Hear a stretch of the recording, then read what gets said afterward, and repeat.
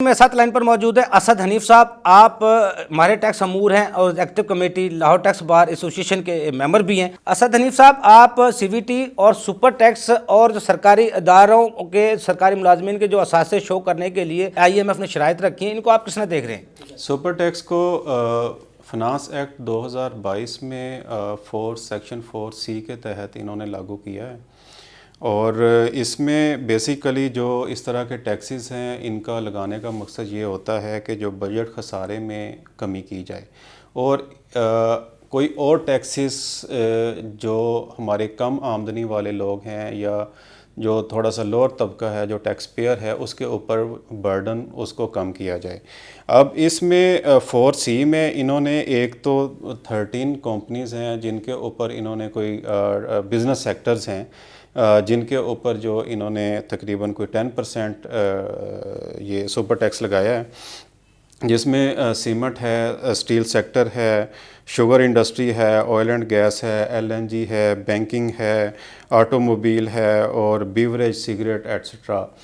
اور اس کے علاوہ جو دوسری کارپوریشنز ہیں اس میں انہوں نے ان کے جو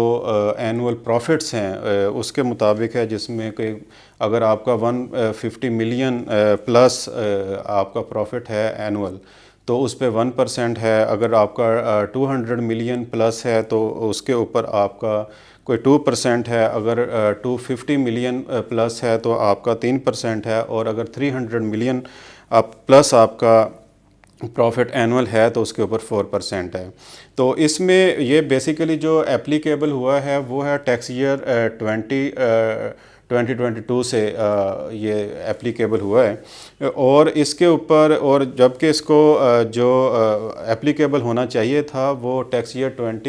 2023 سے ہونا چاہیے تھا. اب اس کے اوپر بہت ساری پھر لیٹیگیشنز,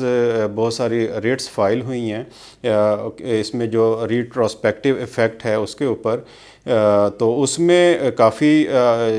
کیسز میں تو آلموسٹ سبھی کیسز میں ہائی کورٹ نے سٹیز بھی کی ہیں, ایون کہ سندھ ہائی کورٹ کا تو اس کے اوپر فیصلہ بھی ٹیکس پیئر کے حق میں آ گیا ہے. اور ان جو یہ سٹیز ہوئے ہیں اس کے خلاف جو ڈپارٹمنٹ ہے وہ پھر سپریم کورٹ گیا کچھ کیسز کے خلاف, تو جس میں اس کو ایک انٹرم ریلیف ملا ہے ڈپارٹمنٹ کو, اور اس میں کوئی ڈائریکشن ہوئی ہے کہ آپ 50% جو ہے وہ ٹیکس پیئر ہے اس میں کچھ پیمنٹ جمع کروا دے, اور باقی جو کیس ہے وہ لاہور ہائی کورٹ میں ویسے ہی ان کا وہ ابھی چلے گا. تو بیسیکلی جو یہ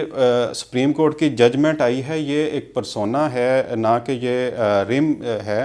بلکہ کیونکہ اس میں جو کویسچن آف لا کے اوپر کوئی ایسا ڈیسیجن نہیں ہوا, یہ ایک انٹرم جو ان کو اسٹے آرڈر تھا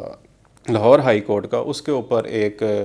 انہوں نے اپنی ایک ڈیسیجن دیا ہے. اور میرا خیال ہے کہ یہ جو سپریم کورٹ کا ایک ڈیسیجن آیا ہے یہ ایک نظریہ ضرورت کو سامنے رکھا گیا, نہ کہ کویسچن آف لا کو, اور کورٹس کو چاہیے کہ کویسچن آف لا کے اوپر اپنے ڈیسیجنز کریں, نہ کہ نظریہ ضرورت کے اوپر. ابھی ایک جس طرح ہمارا ابھی IMF کے ساتھ ڈائلاگز چل رہے ہیں, ڈسکشنز ڈیفرنٹ ہو رہی ہیں,